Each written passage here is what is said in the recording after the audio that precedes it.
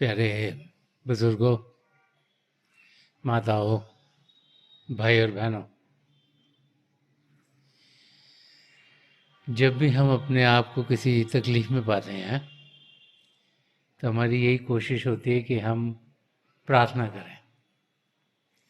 हम देखते हैं कि हर एक इंसान अलग अलग मौक़ों पर अपनी ज़िंदगी में प्रभु से ज़रूर प्रार्थना करता है।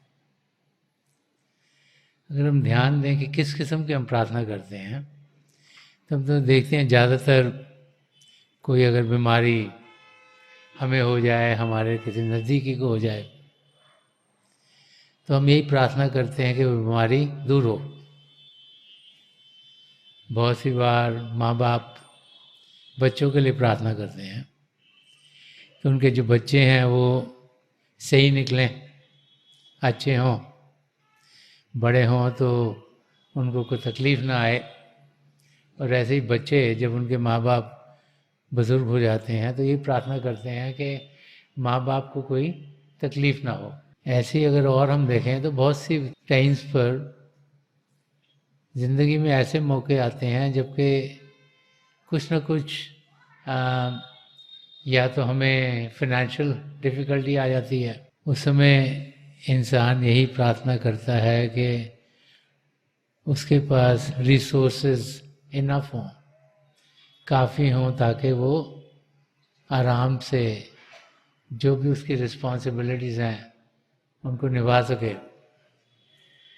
और कई बार हम ये भी देखते हैं कि कुछ न कुछ अनबन हमारी किसी और के साथ हो जाती है।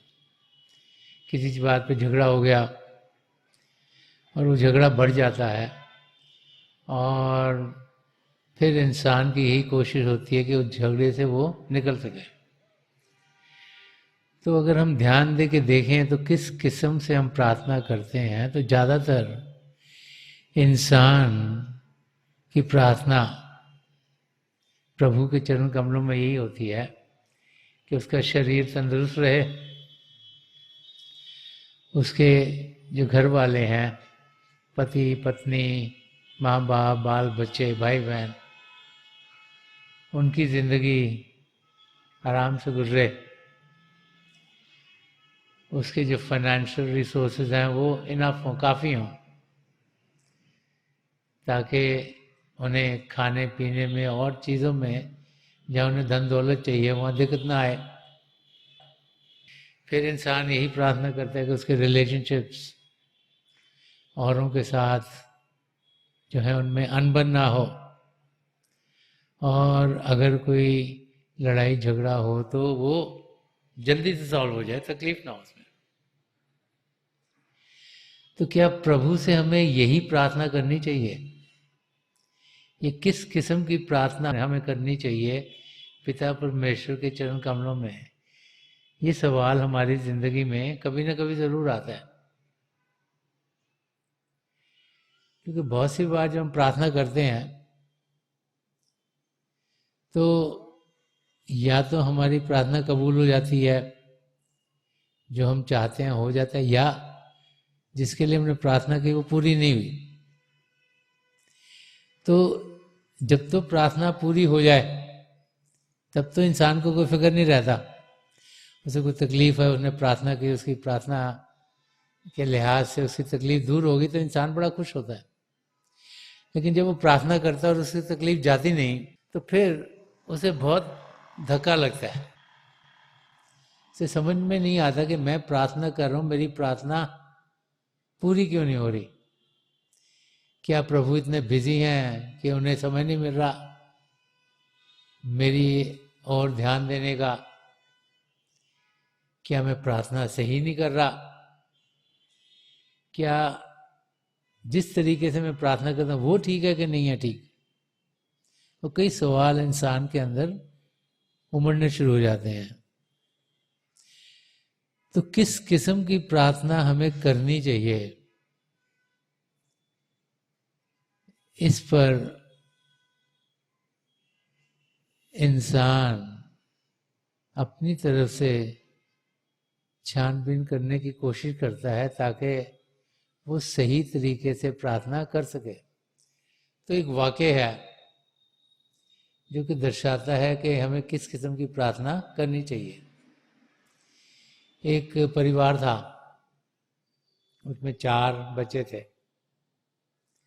और जैसे जब त्योहार आते हैं, जैसे यहाँ भारतवर्ष में दिवाली आती है, माँ बाप अपने बच्चों को गिफ्ट लेके देते हैं।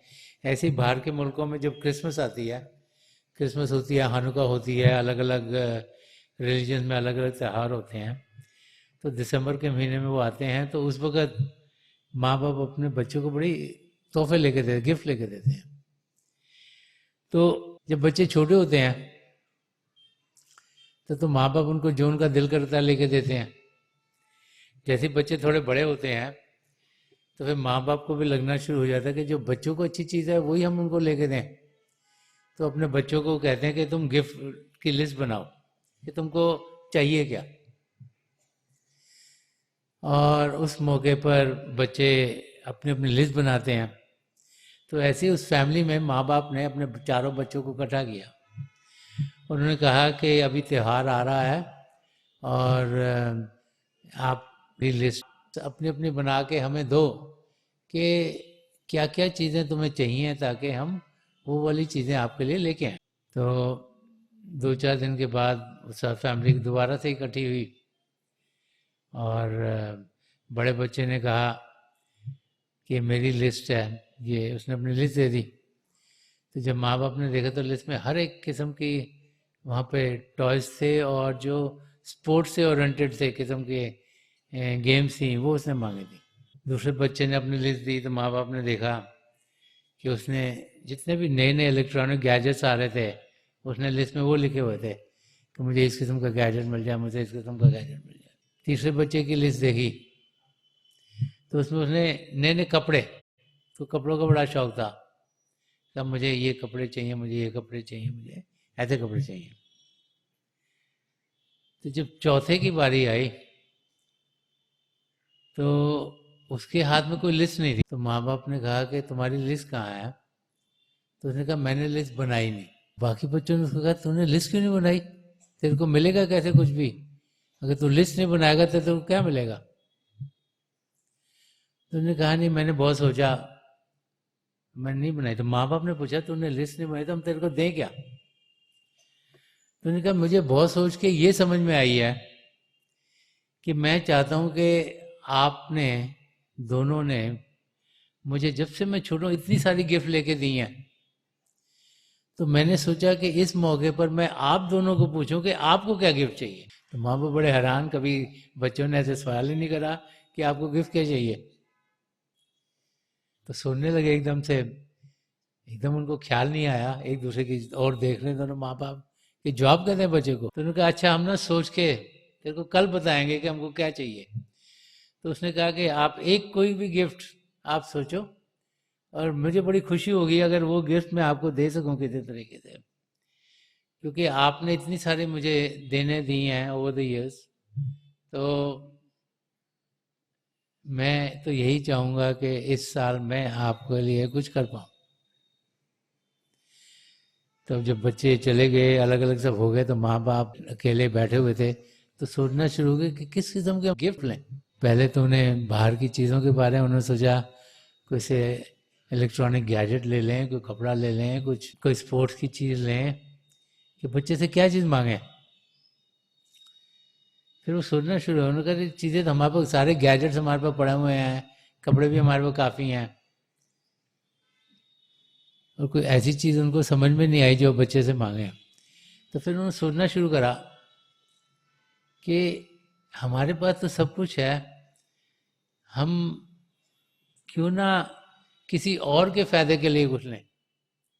मैं भी बच्चे को कहें कि कुछ ऐसा हो कि किसी तरीके से ऐसी जगह जहाँ पर और बच्चे हों जिन्हें खाना पीना नहीं मिल रहा, वहाँ हमको उनको मदद कर दें।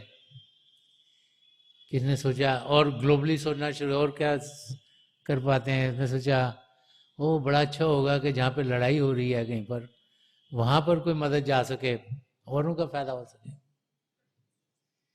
फिर सुनने शुरू हो कि अगर धरती पर शांति हो जाए तो अलग अलग अलग ख्याल उनको आने शुरू हो, तो सोचना शुरू कि गिफ्ट एक कैसे मांगे बच्चे से, क्या मांगे। और जब किसी नतीजे पे वो पहुंच नहीं सके तो सोचे चलो सोते हैं, आप तो देखते हैं कि कोई और ख्याल आए तो सवेरे डिस्कस करेंगे, क्योंकि कल बच्चे को हमने बताना है कि हमारे को क्या गिफ्ट चाहिए। तो दोनों के क्योंकि ख्याल गिफ्ट के बारे में थे, सो गए। जो मदर थी उसको जैसे वाक्य बताया जाता है, उसको सपना आया, सो रही थी, सपने में एंजल आ गई। तो एंजल ने उसे कहा, जैसे एंजल की कहानी में होता है कि तुम कुछ भी एक वरदान मांगो मैं तुम्हें दे दूंगी। तो बच्चों की माँ को लगा, क्योंकि उसके जहन में, उसके ख्याल में जो उसके अपने बच्चे का सवाल था वो था, तो उसने एंजल से सवाल किया कि मैं अपने बच्चे को क्या कहूँ कि मुझे क्या गिफ्ट चाहिए। तो एंजल ने कहा, ये तो तुमने बड़ा अच्छा सवाल किया, मुझे भी ये सवाल आया था बड़े साल पहले। तो माँ ने कहा कि हाँ, तुम्हारा जॉब क्या, मुझे दे दो ताकि मैं अपने बच्चे को बता दूं। तो उसने कहा कि मैं एक बार प्रभु के साथ बैठी हुई थी और बहुत सी एंजल बैठे हुए थे, हम लोग इकट्ठे प्रभु के साथ मीटिंग कर रहे थे। जब मीटिंग कर रहे थे तो उस मीटिंग में, क्योंकि प्रभु का दरबार तो 24 घंटे खुला हुआ है, कह रहे उसमें प्रभु को कोई ना कोई प्रेयर्स आ रही थी।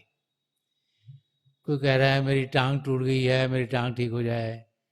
कोई कह रहा है मेरी पिताजी को कैंसर हो गया, वो ठीक हो जाए। कोई कह रहा है मेरा रेटिना डिटैच हो गया है, वो ठीक हो जाए। कोई कह रहा है हमारे लिवर की प्रॉब्लम हो गई है, वो ठीक हो जाए। कोई कह रहा है मेरे बच्चे नहीं हो रहे फैमिली में, शादी हो 10 साल हो गए हैं, मेरे बच्चे हो जाएं। वो कोई कह रहा है मेरे बच्चे 35 साल के हो गए, उनकी शादी नहीं हो रही, शादी हो जाए। कोई कह रहा है मेरा बिजनेस खराब हो गया। कोई कह रहा है स्टॉक मार्केट में इतना भटा बैठ गया है, समझ में नहीं आ रहा क्या करूं। हर एक किस्म के सवाल। तो कह रहे प्रभु वहां बैठे हुए थे, तो उनके पास सवाल इधर से भी आ रहे, इधर से भी आ रहे, इधर से भी रिक्वेस्ट है, इधर से भी रिक्वेस्ट आ रही है। तो हम लोग सब एंजल्स मीटिंग कर रहे थे उनसे कि कैसे चीजें हों ताकि चीजें शांतिपूर्वक हों, आराम से हों, हलचल कम हो। तो कहते प्रभु ने हम सबसे कहा कि तुम सुन रहे हो कि कितने सवाल आ रहे हैं, तो मैं चाहता हूं कि तुम लोग सोल्यूशन निकालो। इसको बताओ कि इतने सारे जो आती हैं प्रार्थना, इनमें से कौन सा अच्छा तरीका प्रार्थना करने का। तो उनका जो हमारी हेड एंजल थी वो फिर हमें बाहर ले गई जब मीटिंग खत्म हो गई उनसे। तो हमने सबने सुनना शुरू करा। किसी ने एक तरीका बताया, किसी ने दूसरा बताया, किसी ने तीसरा बताया। तो कहते जब सब बातें कर रहे थे तो कोई ऐसा नतीजा निकला नहीं कि हम किस तरीके से प्रार्थना करें। तो कहते जब हमारी अगली मीटिंग हुई प्रभु के साथ, तो जो हमारी हेड एंजल थी, क्योंकि सबसे वो पूछ चुकी थी, सबने मीटिंग की थी, कोई नतीजा निकल नहीं रहा था, तो उसने प्रभु को जाके कहा कि नहीं जानता कि मैं क्या तुझसे मांगू, जो मेरे लिए है भला चाहता हूं। यही प्रार्थना संत दर्शन सिंह जी महाराज की गई है। संत दर्शन सिंह जी महाराज जो हम सबके शुभ चिंतक थे, जो चाहते थे कि हम सही तरीके से जिंदगी जिए, जो चाहते थे कि हम अपनी मंजिल तक पहुंचे। उन्होंने बहुत कुछ रूहानियत के रास्ते में हमारी जिंदगी के बारे में, कैसे इंसान को जिंदगी जीनी चाहिए, किस तरीके से हम प्रभु की ओर बढ़ सकते हैं, उस और उन्होंने ध्यान दिया। और हर एक पहलू जो हमारी जिंदगी का है उसे इंसान कैसे जिए, सही तरीके से जिए, किस मकसद से प्रभु ने हमें यहाँ भेजा है और कैसे हम अपना मकसद पूरा कर सकते हैं, उनके बारे में बहुत कुछ उन्होंने कहा है। तो शेर के जरिए वो समझा रहे हैं कि हम इंसानों को मालूम नहीं कि हमें क्या मांगना है प्रभु से। हम जो हमारा सीमित नॉलेज है, हम लोग आजकल अपने आप को समझते हैं कि हम बहुत पढ़ लिख गए हैं, हमें बहुत कुछ आता है। आजकल इन्फॉर्मेशन भी दुनिया भर की हमारे फिंगर टिप्स पर है। कुछ भी आपको चाहिए गूगल करो, अब तो चैट जीपीटी करो, जो भी करो, आपको सारी इन्फॉर्मेशन 1 सेकंड में आती है। तो हम सोचते हैं हमें बहुत कुछ आता है, और उस दायरे में हम मांगने की कोशिश करते हैं। जितनी हमारी समझ है उस दायरे में, जो जो हमें अनुभव हुए, जो जो एक्सपीरियंस हो, उस लिहाज से हम मांगते हैं। लेकिन हम भूल जाते हैं कि इस जहां से पहले भी हमारी जिंदगी थी, इस जहां के आगे भी हमारी जिंदगी होगी। और जो पहली जिंदगी हमें कुछ मालूम नहीं, उस पर पर्दे पड़ गए हैं। आगे क्या होगा उसका हमें कुछ मालूम नहीं, लेकिन प्रभु जानते हैं कि हम कौन थे, कहाँ से आए, क्या क्या हमारे साथ हुआ, क्या हो रहा है और क्या होगा। तो जब हम प्रार्थना करते हैं, तो जब हम अपने दायरे के अंदर सोच के मांगेंगे तो हमसे जरूर गलती होगी, क्योंकि हमारा सीमित नॉलेज है, लिमिटेड है। उस दायरे में हम सोचते हैं शायद शरीर से बेहतर और कुछ है नहीं। हम वही मांगते रहते हैं कि मेरा शरीर ठीक रहे, मेरे रिश्तेदार ठीक रहे, मेरी जो बाहर की चीजें हैं, रहना सहना ठीक रहे, खाना पीना ठीक रहे, दोस्त मित्र ठीक रहे। भूल जाते हैं कि ये जिंदगी शारीरिक नहीं, ये आत्मा की एक उड़ान है। असलियत शरीर में नहीं, मन में नहीं, दिमाग में नहीं। असलियत जो इस शरीर को ताकत दे रही है उसमें है। उसे हम आत्मा कहें, सोल कहें, रूह कहें। और ये जिंदगी अगर हम दुनिया की ओर देखें तो इंसानों को छोड़कर और कितने लाखों, 84 लाख जियाजून है, जीव हैं, अलग अलग जीव हैं, हर एक में आत्मा है, बस रही है। ये तो प्रभु की देन है कि हमने कुछ अच्छे कर्म किए होंगे कि प्रभु ने ऐसे कई करोड़ों आत्माओं में से हम सबको चुना और हमें यह मानव चोला दिया। बार बार बार महाप्रभु समझा गए हैं कि इस मानव चोले में प्रभु ने वो सब पदार्थ दिए हैं जो हमें चाहिए अपने आप को जानने के लिए और पिता परमेश्वर को पाने के लिए, आत्मा का मिलाप परमात्मा में कराने के लिए, ताकि 84 लाख जियाजून से हमें छुटकारा मिले। इसीलिए संत कृपाल सिंह जी महाराज फरमाते थे कि एक बनो नेक बनो। जिंदगी का मकसद है अपनी आत्मा का मिलाप परमात्मा से कराना, अपने आप को प्रभु में लीन करना, द्वैत की जिंदगी नहीं जीना और एकता की ओर बढ़ना है, आत्मा का मिलाप परमात्मा में कराना है।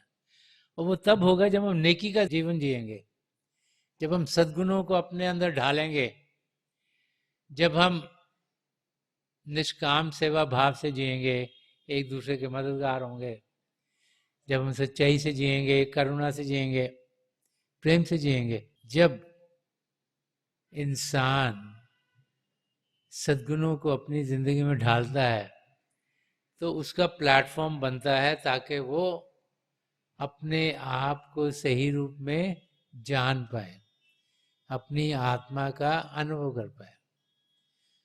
और जैसे हम अपने आप को उस आत्मिक रूप में देखते हैं तो हम देखते हैं कि हम प्रेम से भरपूर हैं।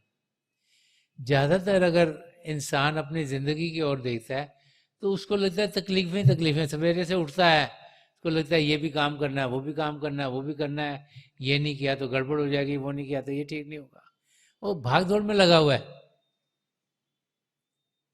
भूल जाता है कि ये जिंदगी प्रभु ने प्रेम करने के लिए दी है। प्रभु प्रेम के महासागर हैं, हमारी आत्मा उस महासागर का बूंद होने के नाते प्रेम से भरपूर है, और प्रभु के प्रेम को अनुभव करने के लिए प्रभु ने ये मानव चोला दिया। अब प्रभु के प्रेम को इंसान अनुभव कैसे करे, उन्हें इन आंखों से तो देखा नहीं जाता, कानों से सुना नहीं जाता। तो धर्म ग्रंथ हमें समझाते हैं कि अव्वल अल्लाह नूर पाया, कुदरत के सब बंदे, एक नूर थे सब जग उपजा, कौन भले कौन मंदे। कि सबसे पहले पिता परमेश्वर थे, उन्हें हम अल्लाह कहें, वाहिगुरु कहें, गॉड कहें, जीवा कहें, किसी भी नाम से पुकारें, उनसे एक पावर उत्पन्न हुई, उसे नूर कहें, शब्द कहें, light and sound of God कहें, और उसी से सारी सृष्टि रची गई। कई खंड मंडल बने, सचखंड, पार ब्रह्म, ब्रह्मांड, अनपिंड, और हर एक चीज अगर प्रभु से बनी है तो हम कौन है कहने वाले जी ये ऊंचा है या नीचा है, ये अच्छा है या बुरा है। संतों का नजरिया यही होता है कि हर एक चीज प्रेम से आई है, हर एक चीज अच्छी है। वो चाहते हैं कि हम अपने आप को जाने, उन्हें पता है कि हमारे कर्म है, इस करके बाहर से हमारी जिंदगी तरह तरह की होगी, लेकिन अंदर से हम एक आत्मा है, असलियत तो उस आत्मा में है, और उनकी यही कशिश होती है कि उस आत्मा को बाहर मिले, वो आत्मा प्रभु के प्रेम का अनुभव करे। इसीलिए बार बार बार ये समझाया जाता है कि पिता परमेश्वर कहीं दूर नहीं, हम सबके भीतर हैं। हम अंदर की दुनिया में जाएं, हम अभ्यास करें, उसे मेडिटेशन कहें, इन्वर्जन कहें, सिटिंग इन साइलेंस कहें, भजन सिमरन कहें, अलग अलग नाम उस प्रैक्टिस के हैं जिसके जरिए हम अपना ध्यान बाहर की दुनिया से हटाकर अंदर की ओर करते हैं। तुलसी साहब ने फरमाया है कि दिल का हुजरा साफ कर जाना के आने के लिए, ध्यान ग्यारों से उठा उसके बिठाने के लिए। तो तुलसी साहब फरमा रहे हैं कि इस शरीर की जान क्या है, हमारी आत्मा, आत्मा की जान क्या है, परमात्मा। तो परमात्मा को जाना के नाम से पुकारा गया कि बता रहे हैं कि दिल का हुजरा वो जगह होती है मस्जिद में जो सबसे शांत जगह होती है, जब मौलवी जी जाके आराम करते हैं, शांत की जगह होती है। तो दिल का हुजरा कहते हैं inner most chamber of your heart, कि आपका जो जो अंदरूनी सब वो क्या है, वो आपकी आत्मा है, जिस पर इस समय मन माया के पर्दे पड़े हुए हैं। उस पर इतने पड़े हैं कि उसकी रोशनी दिखती नहीं, वो जो असलियत है उसकी वो हमारे सामने आती नहीं, कि उसके ऊपर तरह तरह के पर्दे पड़े हैं। अब हम सचखंड के वासी हैं, वहां पर जब आत्मा थी तो चेतन थी, जब पार ब्रह्म में आई एक पर्दा पड़ गया, जब ब्रह्मांड में आई एक और पर्दा पड़ गया, अन्न के देश में एक और पर्दा पड़ गया, पिंड के देश में एक और पर्दा पड़ गया। अभी चार मोटे मोटे पर्दे अगर पड़े होंगे तो रोशनी कहाँ से दिखेगी।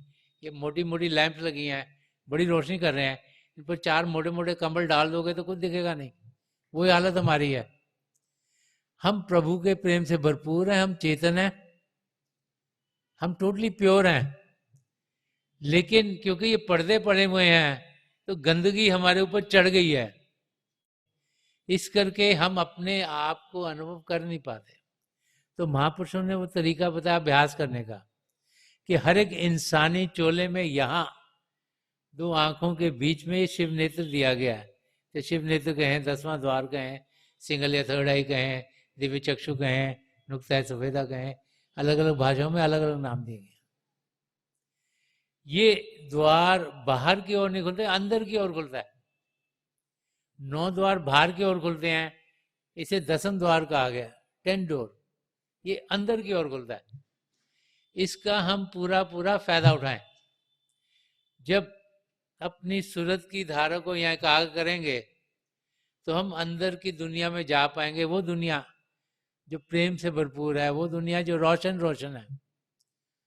वो दुनिया जहाँ खुशियाँ खुशियाँ हैं, जहाँ खूबसूरती खूबसूरती है, जहाँ सुख चैन है, जहाँ दुख दर्द है ही नहीं। संत दर्शन सिंह जी महाराज ने ये जो जर्नी, जो हमारे आध्यात्मिक यात्रा, उसके बारे में फरमाया है कि खाक से ताबा क्या कशा हमने तो जब किया सफर, इश्क मिला कदम कदम हुस्न मिला नजर नजर। तो संत दर्शन सिंह जी महाराज फरमाते हैं कि जब मैं अंदर की दुनिया में गया तो हर एक नज़ारा और खूबसूरत था, और खूबसूरत था, और खूबसूरत था, क्योंकि हर एक और चेतन अवस्था में पहुंचा, और चेतन अवस्था में पहुंचा, और चेतन अवस्था में पहुंचा, और हर एक कदम पर मुझे प्रेम मिला, जो कि और गहरा होता चला गया, और गहरा होता चला गया, और गहरा होता चला गया। क्योंकि जैसे जैसे प्रभु की नज़दीकी मिली, वैसे वैसे उनका अनुभव, उनके प्रेम का अनुभव मैंने ज़्यादा किया, और जैसे जैसे प्रभु के प्रेम का अनुभव मैंने ज़्यादा किया, हर एक चीज़ और खूबसूरत हो गई। ये प्रभु का प्रेम है जो हमारे नज़रिए को बदलता है। हम सोचते हैं कि हम प्रभु से बड़ा प्रेम करते हैं, कई लोग सोचते हैं हम प्रभु से बड़ा प्रेम करते हैं, भूल जाते हैं कि पहले प्रभु हमसे प्रेम करते हैं, तभी हम उनसे प्रेम कर सकते हैं। वो चाहते हैं कि हम अपनी मंजिल तक पहुंचे। जब से एक बच्चा इस धरती पर आता है, तब से प्रभु चाहते हैं कि वो आत्मा प्रभु में जाकर लीन हो, इसीलिए उन्होंने ये मानव चोला में दिया है। लेकिन हम जिंदगी भर 50, 60 साल, 80 साल, 100 साल, जितनी भी लंबी जिंदगी प्रभु ने दी है, हम क्या करते हैं? प्रभु की ओर जाने की जगह हम दुनिया की ओर भागते रहते हैं। कुछ सिस्टम ही दुनिया में ऐसा बन गया है कि बच्चा पैदा होता है, उसका ध्यान बाहर की ओर उसके पेरेंट्स करना शुरू कर दे, वो सोचते इससे वो खुश होगा। आपने शायद नोटिस किया हो, जिनके बच्चे हैं कई बार वो बैठे बैठे हंसना शुरू कर देते हैं। क्यों? कुछ उनको पुराना कुछ याद आता होगा जो बहुत अच्छा लगता होगा। लेकिन हम क्या करते हैं? हम उनको बाहर से कोई ठुन ठुन ठुन ठुन पिलाना शुरू कर देते हैं, कोई टायर दे देते हैं जो उनके बैसनेट के राउंड घूम रहा हो, कुछ रोशनियां लगा देते हैं कि रोशनी की ओर बच्चों का ध्यान दे। तो शुरू से हम उनका ध्यान बाहर की ओर कर देते हैं। और जैसे बच्चा बड़ा होता है तो हम क्या कहते हैं, आजकल सब लोग कहते हैं बच्चों को पढ़ा लो अच्छी तरह से। अब उनको पढ़ाते क्या है? दुनिया की चीजें। क्योंकि हम समझते हैं अगर ये पढ़े लिखेंगे नहीं तो दुनिया में कमाएंगे कैसे। और शुरू से बच्चे का पूरा ध्यान बाहर की दुनिया में जाता है, उसे पता ही नहीं लगता कि वो है कौन, कहाँ से आया, कुछ और भी मकसद है। और जैसे बाकी लोग कर रहे हैं वैसे ही हम जीना शुरू कर देते हैं। इसीलिए कई बार महापुरुषों ने अपने आप को जानना, प्रभु को, इसको उल्टा रास्ता कहा गया कि हम जितना जल्दी हो सके बच्चों को समझाएं कि किस मकसद से वो यहाँ पर आए हैं। उन्हें को अध्यात्म की बातचीत करें, जिसे पराविद्या कहा गया है, जो कि आत्मा की जानकारी, परमात्मा की जानकारी, आत्मा का परमात्मा से मिलाप, उस और हम बच्चों का ध्यान दें, ताकि जैसे वो दुनिया में जिए उनका ध्यान पिता परमेश्वर की ओर हो। क्योंकि हर एक को कितने सांस मिले, कितने साल हमने जीना, वो पहले से ही सीमित है, लिमिटेड है। जैसे किसी ने 80 साल जीना है, तो लिमिटेड है। जिस दिन पैदा हुआ वो पता है ये 80 साल जिएगा, कब जाएगा, कहाँ पे जाएगा, वो सब प्रभु ने डिसाइड करके भेजा है। अब अगर शुरू से ही ध्यान प्रभु की ओर जाएगा तो उतना समय मिलेगा प्रभु को जानने का। अगर आज 10 साल निकल गए, 20 निकल गए, 30 निकल गए, 70 साल पे पहुंच गए, 75 पे पहुंच गए, 80 साल पे जाना, तब ख्याल आया तो समय 5 साल रह गया। और अगर रह गया समय बोला थोड़ा था, तो क्या है, ना घुटने आपको चलने दे रहे हैं, ना आपका लिवर ठीक से काम कर रहा है, ना आपको सांस आ रहा है ठीक से, आप ध्यान टिकाना चाहते तो भी नहीं टिका पा रहे। क्यों? क्योंकि शरीर में इतनी तकलीफें हो गई हैं कि आप बाहर की ओर जा नहीं पाते। तो the earlier we start the better off we are, के जितना जल्दी हम प्रभु को जानने की कोशिश करेंगे उतना हमारे पास समय ज्यादा है। अब बच्चों के एग्जाम से आजकल मेरे घर हो रहे हैं, तो कई बच्चे होते हैं जो कि सारा साल पढ़ते रहते हैं। उनको जब एग्जाम आता है कोई डर नहीं लगता, क्योंकि वो साथ by every day every week अपना होमवर्क कर रहे हैं, पढ़ रहे हैं, जो सीख रहे हैं, समझ रहे हैं, और कोई सवाल अपने टीचर से पूछते हैं। और कई बच्चे हैं जो अखीरले महीने में पढ़ते हैं, उनको टेंशन होती है, उनका ब्लड प्रेशर कभी ऊपर जा रहा है, कभी नीचे जा रहा है, कभी गोलियां खा रहे हैं, नींद ना आए। वाई? क्यों? कि अब उनको लग रहा है हम तो मुसीबत पड़ गई है, अब तो कुछ करें। तो अगर हम पहले से प्लान करेंगे तो हमारे पास इनफ टाइम है।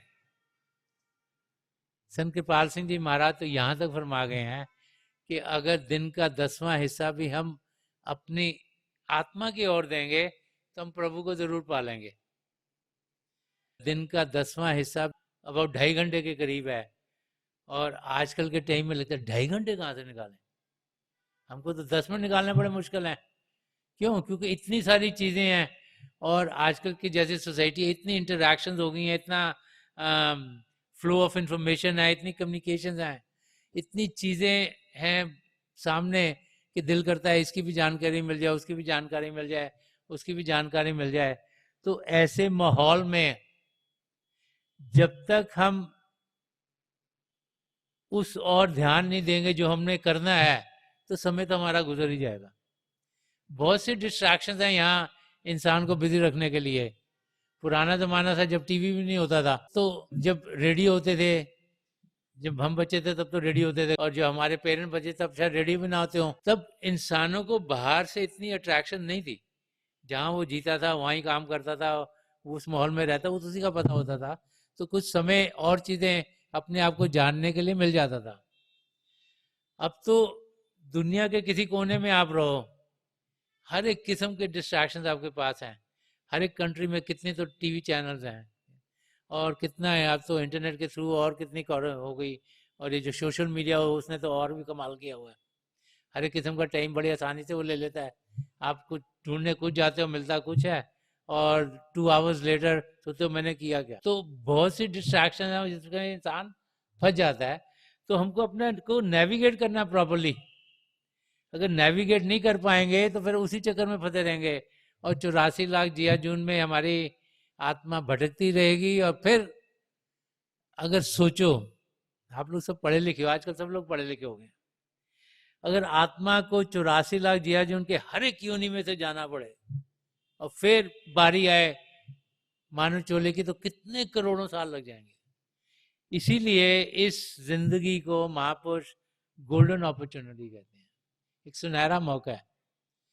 प्रभु ने बड़ी दया मेरे की, हमें मानव चोला दे दिया, इसका हम पूरा पूरा फायदा उठाएं, और दुनिया की चीजों से घबराएं नहीं। पिता परमेश्वर हमारे अंग संग हैं, वो चाहते हैं कि हम अपनी मंजिल की ओर बढ़ें। प्रभु हम सबसे बहुत प्रेम करते हैं। जैसे संत कृपाल सिंह जी महाराज ने एक बार फरमाया था कि if you know how much I love you, you will be dancing with Joy. तो जब महापुरुष आते हैं, जैसे संत कृपाल सिंह जी महाराज थे, दयाल प्रसन्न दर्शन सिंह जी महाराज थे, हम लोगों से बहुत प्रेम करते हैं, और हमें मालूम हो जाए कितना प्रेम करते हैं तो हम झूमना शुरू कर दें, नाचना शुरू कर दें। तो प्रभु का प्रेम पाने के लिए दुनिया के कहीं पे जाके नहीं मिलेगा। कोई ईंटों पत्थर की दीवार में तो प्रभु बैठे नहीं हुए। पिता परमेश्वर हमारे अंग संग है, हमें अंदर की दुनिया में बढ़ना है। और वो भाई बहन जो अंदर की दुनिया में बढ़ते हैं, जो बैठते हैं, शांत अवस्था में होते हैं, अपने शरीर को शांत करते हैं, अपने मन को शांत करते हैं, वो फिर अपने अंदर ज्योति और श्रुति, जिसे अनहद शब्द भी कहा गया, वो जो पावर है उसके साथ इंसान जुड़ पाता है। और जैसे जैसे उसके साथ जुड़ता जाता है, वैसे वैसे उसके कदम उसे अपनी मंजिल की ओर लेके जाते हैं। तो उस अवस्था में हमने जाना है। तो प्रार्थना कैसी करनी चाहिए? कि हमें जानना चाहिए कि हमारी समझ लिमिटेड है। हम प्रभु के चरणों में प्रार्थना करें, हे पिता परमेश्वर, जो आपको भला लगता है, जो आप चाहे वही मेरी जिंदगी में हो। जो 4 वर्ड हैं, स्वीट इज दाई विल, के तेरा भाना मीठा लगे, वो सुनने में आसान है, करने में बहुत मुश्किल है। हम तो चाहते हैं स्वीट इज माई विल हो, कि मेरा भाना मीठा लगे, कि हे प्रभु मुझे ही चाहिए, मुझे मिल जाए तो इंसान खुश। लेकिन वो हमारे लिए बेहतर है कि नहीं वो हमें मालूम नहीं। हम सोचते हैं हमें मालूम है, बट रियली में हमें मालूम नहीं। तो मिलता वही है जो प्रभु चाहते हैं। इसीलिए आप जब भी प्रार्थना करोगे, कभी आपकी प्रार्थना पूरी होगी, कभी नहीं होगी। अगर आपके लिए कोई चीज ठीक नहीं है, आपको नहीं मिलेगी, आप जितना मर्जी मांगते रहें। क्योंकि उन्हें मालूम है कि अगर इसको ये दे दिया तो इसके साथ खराबी होगी। तो उनकी रजा में जीना, उनके भाने में जीना, ये धर्म ग्रंथों में सब लिखा हुआ है। हम लोग सुन लेते हैं, उन पे अमल नहीं करते। इस कान में जाता है, यहाँ से निकल जाता है। कईयों के कान में जाता है, मुंह से बोल भी देता है इंसान, लेकिन कान में जाके अंदर बसना चाहिए, उस पर अमल करना चाहिए, अपनी जिंदगी वैसे बनानी चाहिए जैसे धर्म ग्रंथों में हम पाते हैं। लेकिन हम सुनते हैं, करते कुछ और हैं। तो महापुरुष बार बार समझाते हैं कि इस जिंदगी का हम पूरा पूरा फायदा उठाएं। और फिर प्रार्थना किस किस्म की होनी चाहिए, ये जब प्रार्थना के बारे में हम सोचना शुरू करते हैं, समझना शुरू करते हैं कि जब आप प्रार्थना करते हो तो हर एक को लगता है कि शायद मुझे प्रभु का दरवाजा खटखटाना पड़े तभी वो सुनेंगे। बहुत से लोग जो चीज़ें उनकी ज़िंदगी में नहीं होती, वो सोचते हैं अगर वो होंगी तो हम बड़े खुश होंगे, और जिन लोगों के पास वो चीज़ें हैं वो बड़े खुशकिस्मत हैं।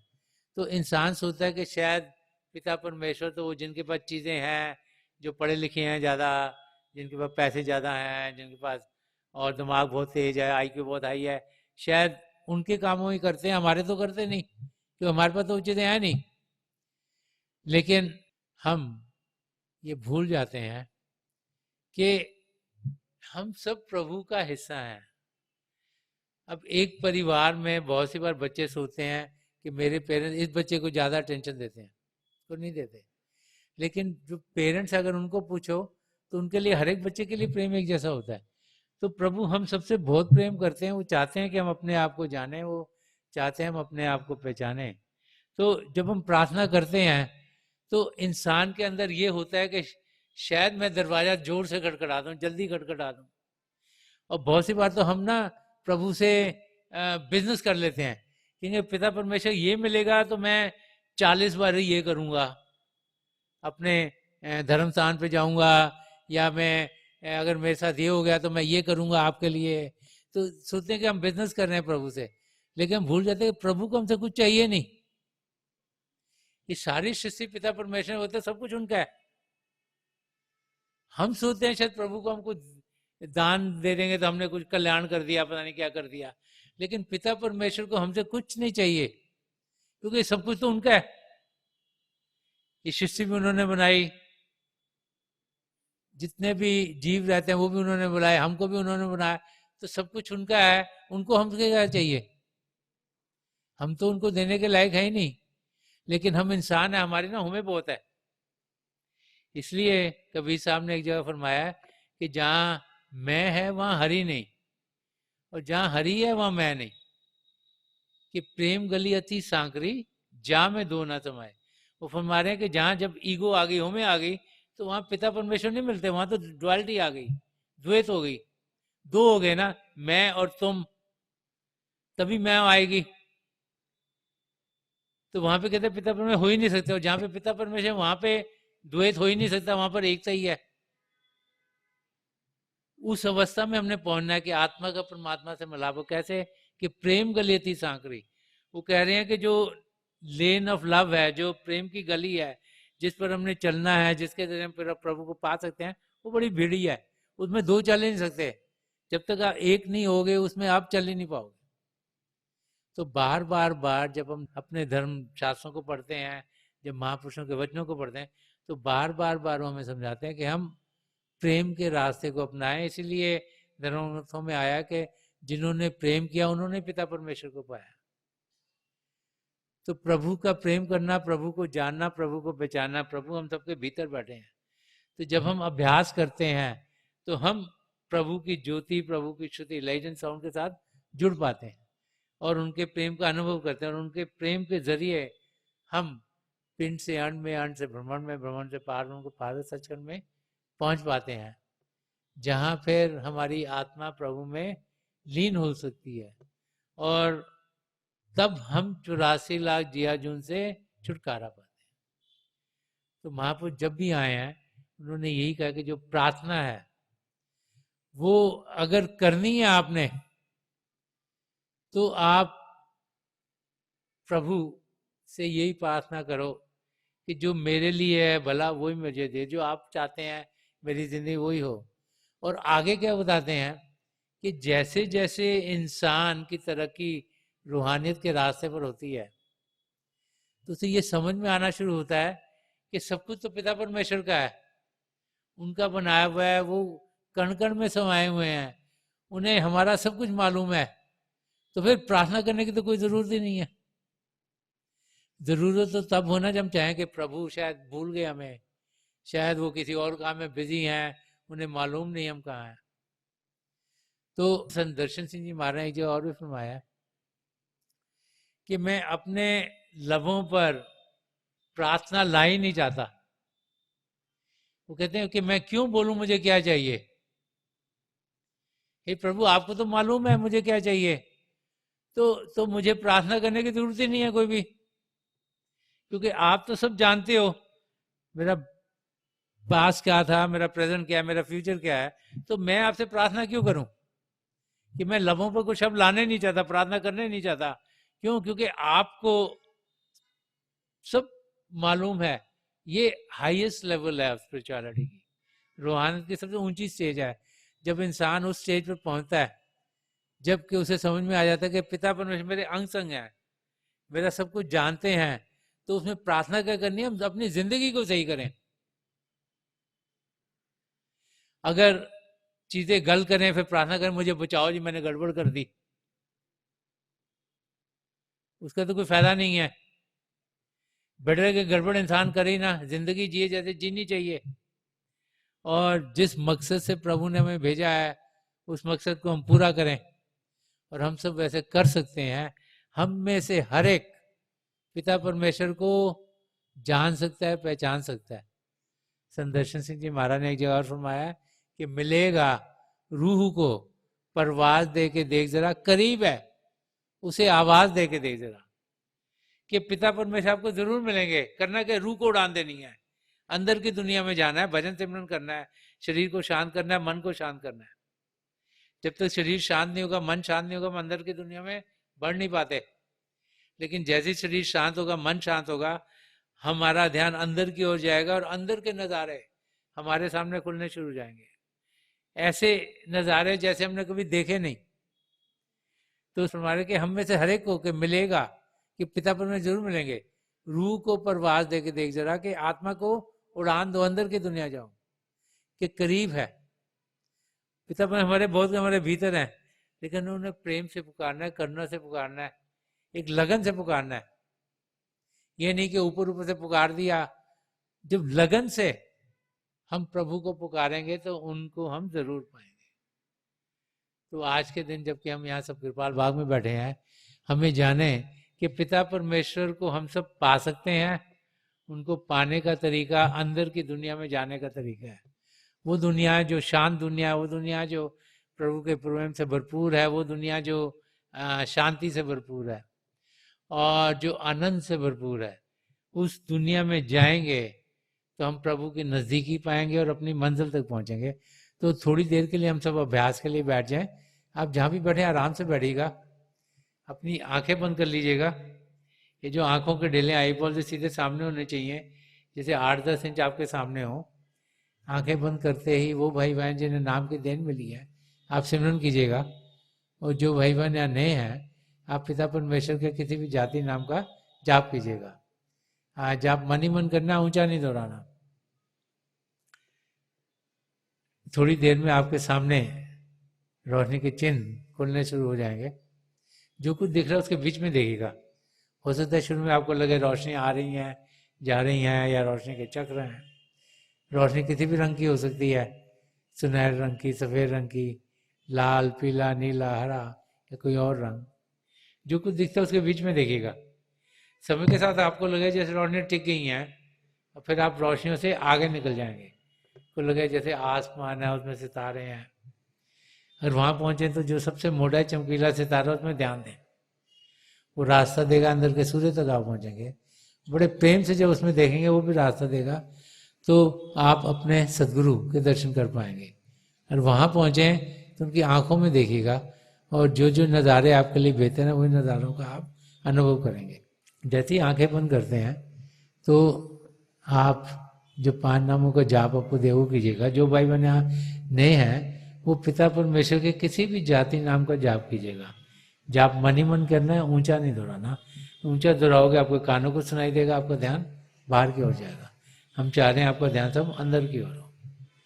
मेरी पिता परमेश्वर के चरण कमलों में जो पिछली सेंचुरी के महापुरुष हैं, हजूर बाबा सावन सिंह जी महाराज, परम संत कृपाल सिंह जी महाराज और दयालपुर संत दर्शन सिंह जी महाराज के चरण कमलों में यही प्रार्थना है कि जो जो हम सबके लिए बेहतर हो महापुरुष हमें दें, हमें सबके साथ जोड़ें और हमारे भीतर प्रभु की ज्योत के हमें दर्शन करवाएं। थोड़ी देर में मैं आपको इस बैठक से उठाऊंगा और मेरी शुभकामनाएं आप सबके साथ हैं।